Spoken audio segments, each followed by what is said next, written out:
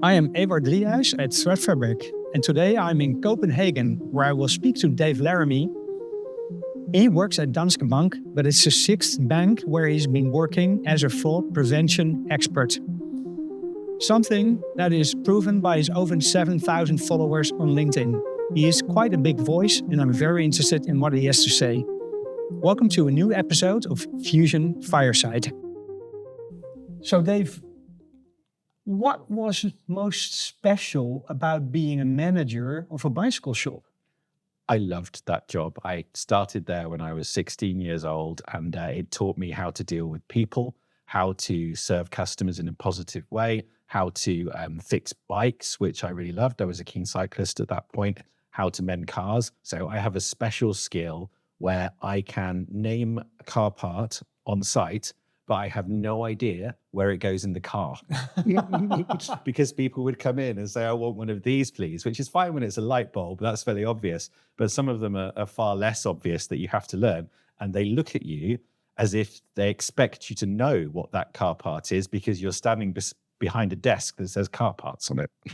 That's awesome. Is there anything that you, for example, afterwards you went, I think, into retail, if I'm not mistaken, and then you made a big leap, right? I did. But I also had some experience with fraud really early on. So whilst I worked at Halfords, I was responsible for the tills for a brief period of time. And people came in sometimes with dodgy cards. And if you captured a dodgy card in those days, you got £50 personally for taking the card off the customer and sending it back to the bank. Wow. That was in 1997. So things have moved on a little bit since then. Wow. But I enjoyed that because in one weekend I got £250, which is as much as you've been framed video to be submitted. On the retail side, I love retail, and the time I had in Halfords kind of showed that, where I spent a lot of time learning how customer psychology works, how buying works, how profitability works within an organization. And I spent the third and fourth year of my degree actually working full-time for Marks & Spencer's as a manager. And that's where I built the ability to lead people, to deal with some complex situations there. But at the end of it, I didn't really see where the career was going beyond going to be a manager and then a regional manager and then a head of operations. But in a retailer, that pyramid is really small at the top. And I wanted an organization that probably gave me a little bit more than that. And by that point, I probably wanted less customer-facing interaction as well. So I did what everybody does at the end of the degree and applied to as many graduate schemes as possible, take the pick of what was offered. So Marks & Spencer's offered me to stay. John Lewis interview I walked out of because I wasn't very happy with them. Then there were ones from Barclays and Royal Bank of Scotland. Wow. So those were my offers. And I was, 21, 22 years old. And so I decided, I know, I want the one with the most money. So I went with Barclays. And at that point, I'd applied to be in the IT stream because I liked computers. That was what was in my head. And they put payments in the IT area in those days. And that's how I began my career in payments rather than fraud. But I loved everything about payments. And so I've kind of grown up with the schemes that we had in the early 2000s versus what we have now. So I think that knowledge of payments is extremely useful in fraud. So now it makes sense because people were telling me, hey, you're going to talk to Dave Laramy, like he's the grandfather of fraud protection. And then I saw you walk in and you were like, he's a very young gentleman. How can he be like, have 20 years of experience? But now I understand it's like you started at a really young age then. I started as a graduate. I think a lot of people do. I don't think anyone wakes up one morning and thinks, I want a career in fraud prevention. And if they do, maybe they've had some exposure to that kind of thing before. Maybe they've worked in law enforcement. Maybe they've had a personal experience that's driving them to do something better for society. But I don't think most people do. And it's very difficult to say, well, if you want a career in fraud prevention, what qualifications do you go and get?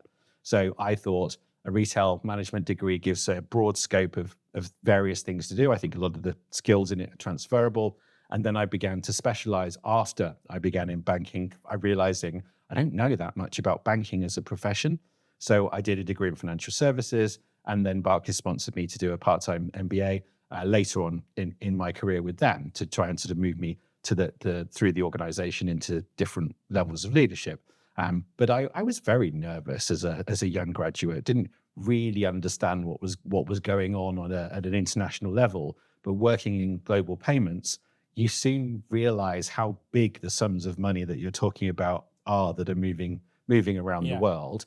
And I lost millions of pounds overnight in China once that I had to try and get back. That happened. And there were some other scenarios that you just sort of bring up and learn to understand, and you understand what the controls look like. And I was around in the days of microfishing.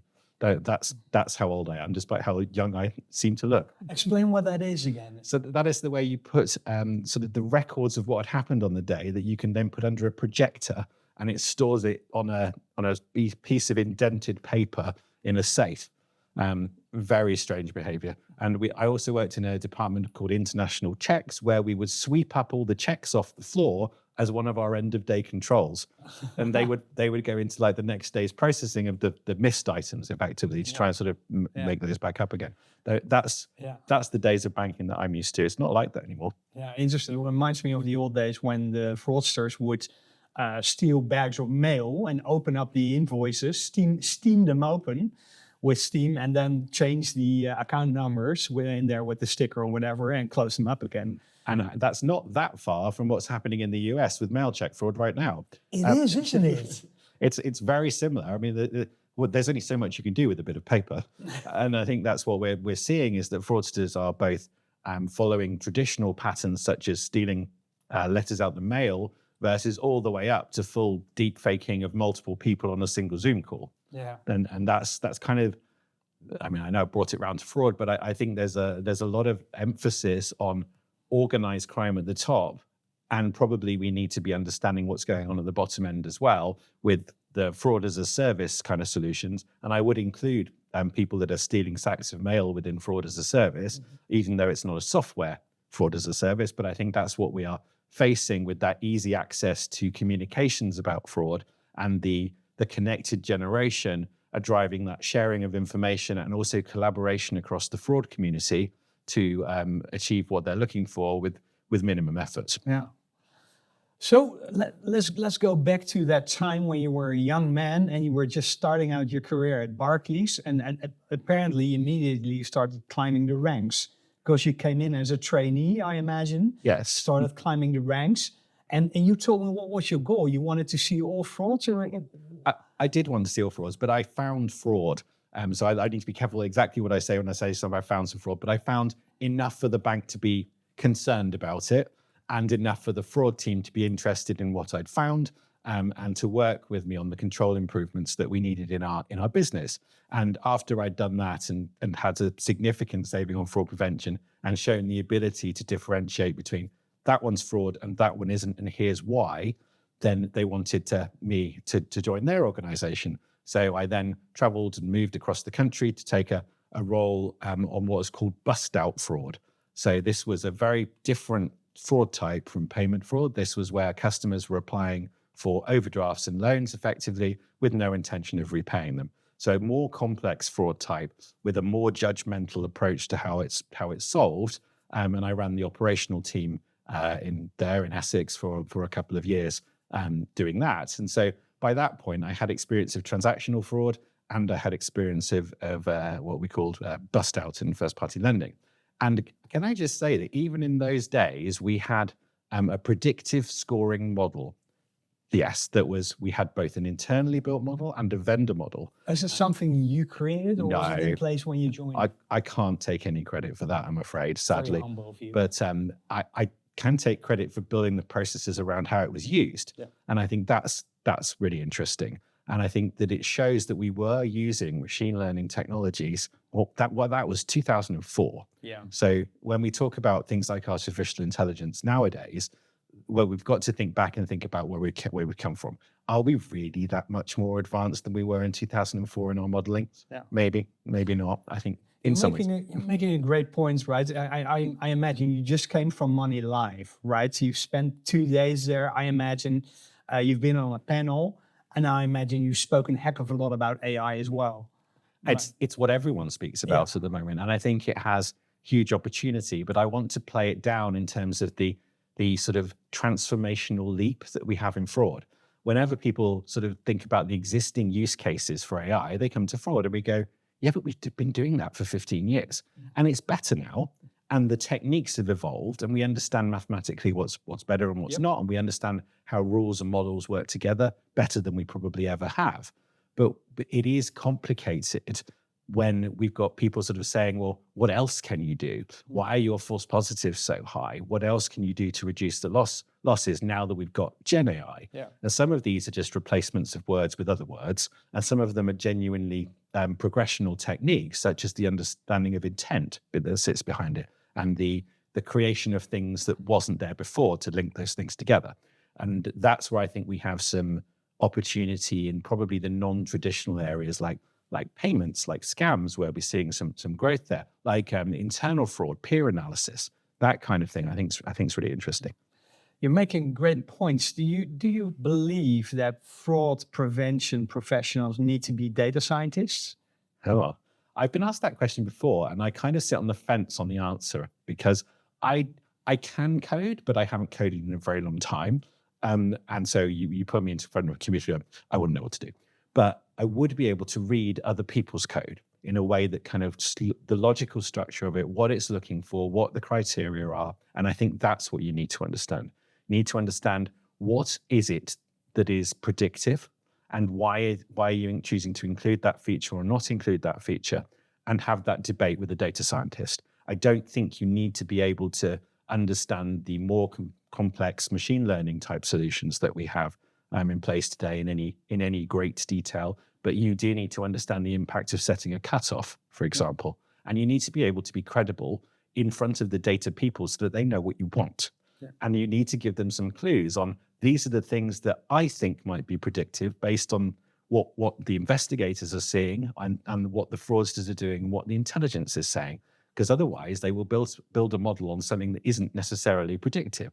You know, building a model on shoe size might be seemingly theoretically predictive based on it, but it probably isn't. It probably just shows that there are more males that are fraudsters than females. Yeah, because something correlates doesn't make it. Yeah, right. Either. Yeah. So you mentioned that a lot of the skills that you picked up while being a manager in retail is transferable to the job that you do right now. You also just mentioned that at least fraud prevention professionals need to be able to talk data. What are some other skills that fraud prevention experts need to have as far as you're concerned? Customer service. I think that's certainly something that we need to be able to think about where the commercial balance between losses and an acceptable service to customers that they want to come back and stay with the brand for is a skill. And I think there are people that are along that spectrum of how far do we go to prevent all the fraud versus how far do we go to enable all the growth for the business.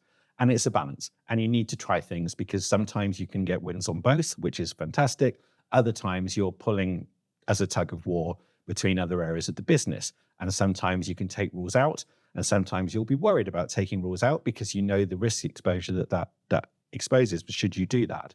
And so I think there is that constant challenge. But I think what you need is those people around you that do challenge that and say, you know, if you look at your trending on volume of alerts, why is it going up when perhaps some of your losses are going down? I'm like, well, that's why.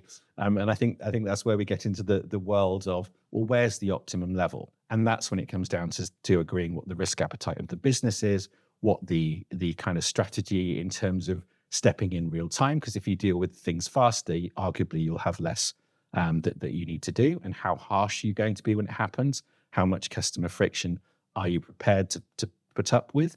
And what percentage of customers do you want that to happen to? So if it's a really low number, are you prepared to block their account automatically?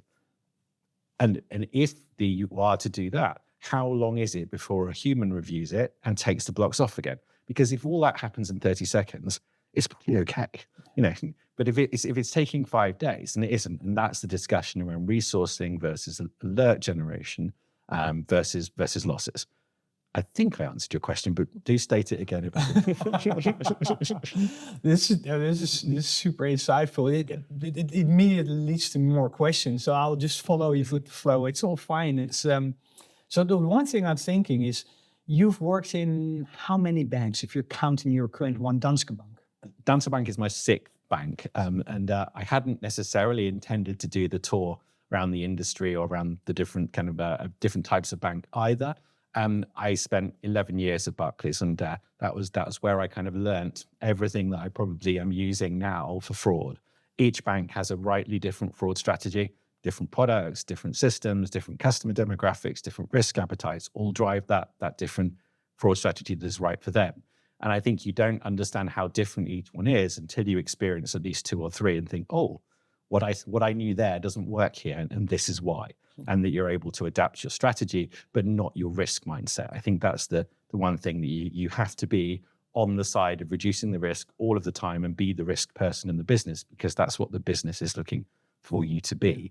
I realized after 11 years that I knew lots of things about Barclays, but probably was missing some of the more rounded positioning in the industry. I wanted to do a little bit more, a slightly different role by that point, as I'd been in the role for a very long time. And so I took the opportunity when it arose to do something a little bit different in a different bank, and I went to Santander. Yeah. So how were you able to take those learnings and use it in the other bank? And if so, could you use the same, let's say, the modules, the procedures, like the templates you already created for a lot of things? Were they transferable from bank to bank? Some were. So, for example, the card scheme rules are not different between the banks, and some of the ways that card fraud operates is very similar. The card fraud itself is very similar bank to bank, particularly in the same jurisdiction. The way that the faster payment scheme works, you don't forget, that's the same for everybody. But the infrastructure within the banks and that's driving some of the controls that you would design is very different. Some of it's very sort of group centric, some of it's split by brand, some of it's based on legacy systems, some of it's all brand new tech that you can sort of tap into. Some of it, there's more control within the fraud team about making changes. Some of it's more with technology.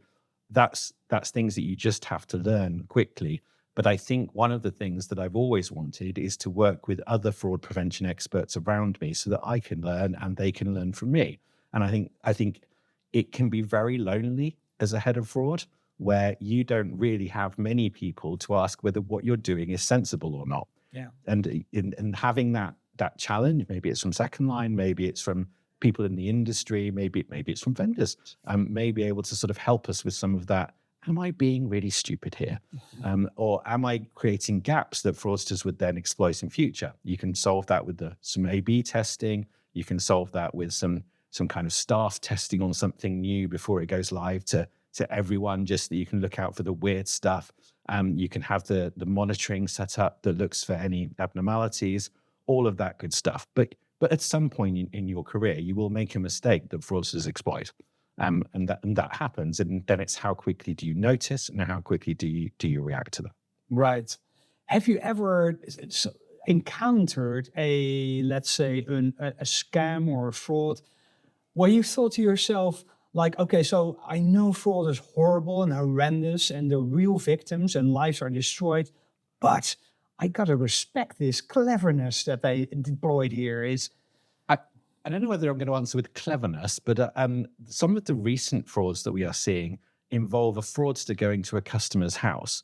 And I haven't seen them be that ballsy in quite a long time. And I think that is showing the face of fraud in a fairly dangerous way to customers, because that is upsetting. Customers may be under duress by that point. And I was speaking to someone at Money Live yesterday who said that in the Netherlands, there were criminals who were going up to a customer's house claiming to be the police and saying, there's been a recent burglary in your neighborhood. Can we have all your valuables, please, for safekeeping, and handing them over?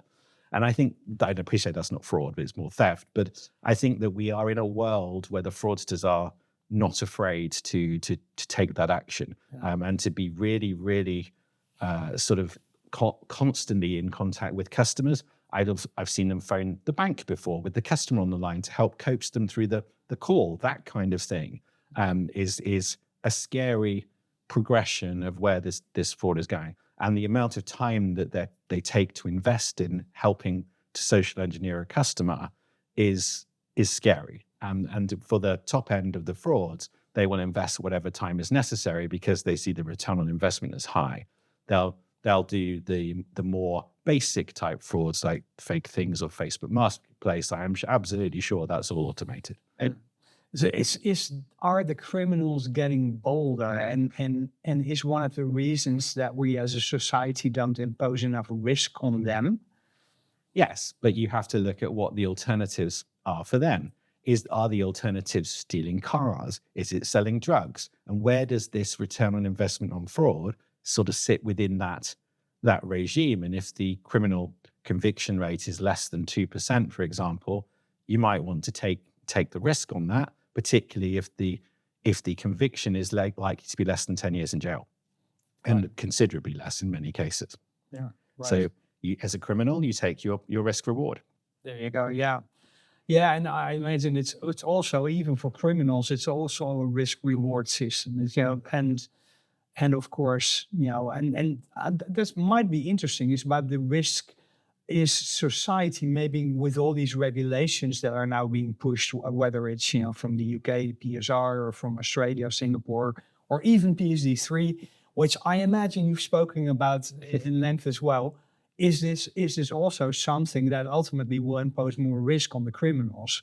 In other words, make it less attractive for them? I hope so. I hope that the collaboration across industry with telcos, with big tech companies, and across the banks in conjunction with multiple governments in conjunction with Interpol, or whether it's Europol or whoever it is, to try and do some disruption activity of the criminal networks that are out there is important.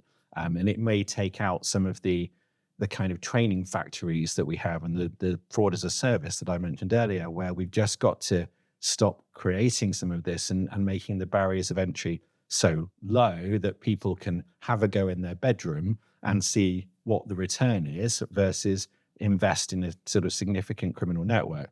We think that there are hundreds of thousands of money mules ready to operate. We can see the amount of phishing text messages and emails that are sent out on a daily basis, because we know how much spam filters tend to sort of step in. We know how much intellectual property violation there is on the various brands. And so we can see that needs to be disrupted at the core. And unfortunately, the core is disparate. And that's the tricky thing. It's now cross-border, sometimes in jurisdictions where there are victims themselves involved in some of this, and sometimes in jurisdictions that won't play. So you have multiple challenges in doing that. But I would say that there are, certainly in the UK, it's mostly domestic fraud. I would say that what I've seen in the Nordics is that it's more spread internationally with some of the networks that are out there. Right. So the way that these geographical regions are attacked differs as well. Does that have to do with the regions themselves? Like, I know in the Nordics, we always say it's about, because Bank ID makes the entire ecosystem completely different. I don't know. By the way, do you think that's true? I do think that's true. I think there's also some language challenges as well, because fraudsters will want to socially engineer a customer, and you have to put them at their ease. And if you find them in a language that isn't their first language of the country that you're living in, then I think that instantly creates a level of suspicion, because that's not normal. And if there are spelling mistakes in a foreign language, that's perhaps easier to spot, to pick up on some of that. And you have to find enough criminals that speak that language and know what they're doing to be successful. And so I think is a higher prevalence of scam messages in English because it is more ubiquitous. Yeah, obviously. So how does that make working in Denmark different than your previous jobs that you had? And you worked for US companies in the UK. And you also say, well, I worked for UK companies, but they had US branches as well. Yes, I think it is. I think the level of sophistication of the fraudsters and the fraud prevention techniques actually in the UK is stronger than the US. I think the US is sort of picking up fast on what it needs to do in the world of scams. But chip and pin wasn't a real thing in the US until only a few years ago versus 2005 in the UK. So I think there are some fundamental things that are different. Check fraud is not as much of a problem in the UK as it is in the US, and there is a sort of approach to that. But I think card fraud is fairly fairly similar in most regions, I would say. I would say that some of the techniques are different. So as an example, in the UK, you've seen a spike in phones being grabbed out of people's hands whilst they are on the phone in London. That's a known methodology that's leading to sale of the phones, but fraud as well, at least that. In Copenhagen, the methodology is slightly different. There are a few snatches, but it's more, can I borrow your phone? And then they run away. Right. And that just shows the level of difference, because in the UK, if someone asks to borrow your phone, you don't give it to them. It just doesn't happen. And so I think that there is a little bit of activity there that shows the trust culture of the Nordics a little bit more. But that might mean that people are more susceptible to sending money up front, because there's a trust that they'll get what they paid for, rather than a handshake on the item that suits both parties. What's it like for, maybe a personal question here, but I'm wondering, for someone grew up in the UK to be living in Denmark all of a sudden? Different, and probably not on my life plan at the start, but was very happy to have the opportunity to come and learn. This is my first sort of fully international role. And whilst the fraud is different, and I've learned about some great fraud prevention techniques, such as the central government database of people. That means that when you move house, you only have to tell one person. That's a huge improvement. And we have an app that people can load scams to, and that is shared then amongst all the other people with the app. And I think that's a great initiative, just to actually act as some prevention. But I do think there is less exposure to don't trust anyone, which sort of changes some of that. It is also more difficult when other people around you are speaking other languages. And because of the sort of way that Danske Bank operates, we have customers in lots of different jurisdictions. And the fraud is different even between that, and the court cases are in different languages. The police tend to talk in the local language. Customers obviously communicate in the local language. And I think that's where so there's a different challenge from what I've faced in the UK. But largely the solutions are very similar. So the use of data, the use of additional capacity or additional vendor tools to bring in and actually help bring that fraud down. Even the liability position is different as well. So, for example, there's not a need to refund necessarily authorized push payment scams in the Nordics, but the UK and I think Australia are working on how customers can actually sort of be refunded. And in the UK, we saw that come in on the 7th of October. Interesting. So you've been trained, I saw that, in NLP. So could you explain what NLP is a little bit, but also how does it help you in your daily work? Sure. So neuro-linguistic programming is something I did a master practitioner course in a long time ago when I worked for Barclays. And I got a lot from that. It's kind of been discredited as pseudoscience, I would say, over the last 20 years, but I took some things from it. I took around body language cues, around the language that people use and how it sort of associates with their learning style, the ability to check whether people have understood what you've said by the way that they respond to you, the way that you get in and out of rapport with someone. Is various aspects of that communication that I probably struggled with. The ability to read people's faces, I do still struggle with, but I think it's important that I've learned how to communicate. So I stopped saying and that was something I'd done repeatedly up to that. But you got some fairly harsh and to your face feedback on this is what you do that isn't communicating clearly and effectively. And so I was like, okay, I'll change it. And that's what that 2 weeks of intensive, and it was intensive, it was 12 hours a day for 2 weeks, that got me to that point. And I very much appreciated the kind of bump in communication that helped me with that. I also think working in retail, you have to be okay to deal with people, because you never know what people you're going to get. Yeah, exactly. Yeah. So you talked a few minutes ago, you talked about community, right? You're vocal in the community yourself. But do you believe that much of, for example, threat intelligence has very, very large communities? There's a lot of drinks, get together, sharing, and what have you. Is that something that you see going on in fraud as well? Or should we be putting more effort in those kind of things? We should be putting more effort in, absolutely. I think that it happens. So conferences like Money Live are sensible in bringing people together, but it's the side conversations that are typically adding value. There are some closed door conversations which happen that might be with a trade association as well as part of that to facilitate, to check on competition law, etc.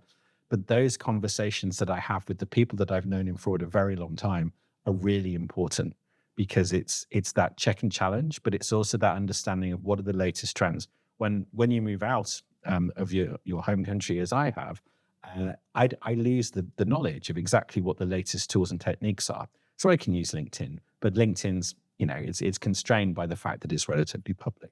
And so it's important that we have spaces to collaborate together that work. And so we do have sharing tools such as Nordic Financial Cert, for example, where we share some of that data. And that provides a framework for some meetings as well. We have some vendor-sponsored type events where people get together and have roundtables, and they're good because they're closed door typically as well. And we need to have those conversations, and they need to be at the right level as well. Because talking to me about a really detailed phishing attack, I'm not the person that can use that threat intelligence in the right way and collect all the data and ask all of the questions that need to be asked. So they need to be happening at the right level and at the right timeline, because you might not get me for 2 weeks and that's too late. And so that real-time intelligence sharing is also really important. Yeah. And to understand the triage of how important it is, a lot of the risks that we face might be a one-off case. And if it's a one-off case, do I really need to change the controls and respond to it? And some of that is experience around what do I press the panic button and get some help immediately, and what can I sustain because I genuinely believe it's a one-off case and it might not happen for another 10 years. As some of that is judgment that you just get with experience. Yeah. So being well connected to those communities, I imagine you're hearing quite some things. What do you think is going to be, looking in your crystal ball, what's going to be next in fraud if we're looking at the way that we're being attacked? Yeah, I mean, you see lots of things all of the time, and different fraud attacks happen to different types of institutions. And so one person's attack might be an attack that's solely at them, or we might be next. And so we should collect that. And I do think we'll see more large-scale phishing attacks, smishing attacks that then lead to something else. So they will start to look a little bit more innocent. And we're already seeing that with things like the wrong number type text, where they'll give you a random name just to see if you engage. And then you'll go, no, that's not me. It's like, oh, hello, are you having a nice day? It's like, leave me alone. But I think that we'll see some of that. We'll see a little bit more of hybrid AI and human. So the AI will do the initial triage of the victim using the data that they've got to get to a certain point of, are you gullible? Will you fall for this scam? And then the human will take over at that point. So I think we'll see some of that begin to emerge. I think we'll see quicker translation of things across jurisdictions. I think that's inevitable. And I think we will see some sort of really organized top-end stuff around deepfakes. I think it will be low volume, but I think it will be targeted at companies potentially, right. And potentially even sort of acting as internal. The AI is coded to act as an internal fraudster. Yeah, that will be a little bit Deep Space Nine, yeah. But it's I think we will see that use of technology in ways we haven't seen before. The reports of those tactics, like especially the AI, let's say the AI whale hunting, if you will. There have been reports for years already, but I think a lot of those reports were either exaggerated or interpreted wrong. Do you think it's now actually happening?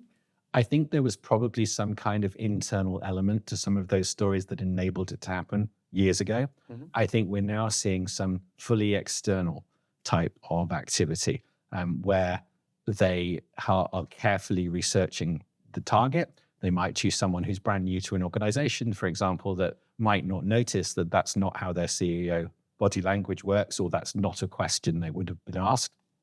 And some of that ability to detect the deepfakes, I think there is a question around whether humans can spot it, or whether a machine can spot it, or whether you need a combination. But some of the guidance that we're beginning to see around, set up a password with your children, or a golden question that only they would know. I'm like, didn't we try and get rid of passwords because they're insecure? And isn't that just another single factor that the fraudsters got to know? And so I think we need to be very careful around what messages we give back out in terms of consumer safety.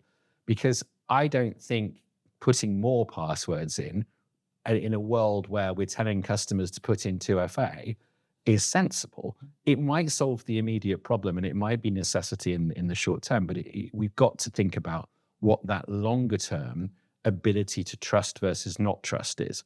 So at what point can I know that my bank's mobile app is my bank's mobile app? Well, I've been using it for 2 years on the same device. And it's every time that I make a transaction, it tells me I've just made a transaction. So it probably is real. But how do we have that confirmation that it is, and I then use it as a channel to contact my bank that I'm happy with? So I think there is an element of what I call sort of deemed safe channels, and then you ignore everything else. I haven't answered my phone since 2005, and I don't intend to, because I don't trust it. And I still receive scam messages most days, like most people, and I don't trust them either, and I just don't reply to anything I don't want to. But there's a concept of, if you look at the people I connect with on Facebook Messenger, I've been talking to those people for years and years and years. So it's true. But so anyone new, I won't trust. That's interesting. So I think we're coming to the end of this conversation, Dave. I'm wondering about one thing. When's the last time you repaired a bicycle? Well, that's a really good question. I think it was probably a couple of years ago, where I used my old bike that I had in my parents' garage and both tires were flat. And so I needed to pump them up and make sure it worked. I think that they wanted me to ride it so that then it could be sold and they'd never see it again, rather than me actually use it. But I think it's still there. So there we go. And that makes the story full circle. So thank you so much for sharing that, Dave. It was invigorating talking to you. Thank you. This was Ewout Driehuis for Threat Fabric. Listen in to more conversations on www.threatfabric.com and keep out for new episodes of Fusion Fireside.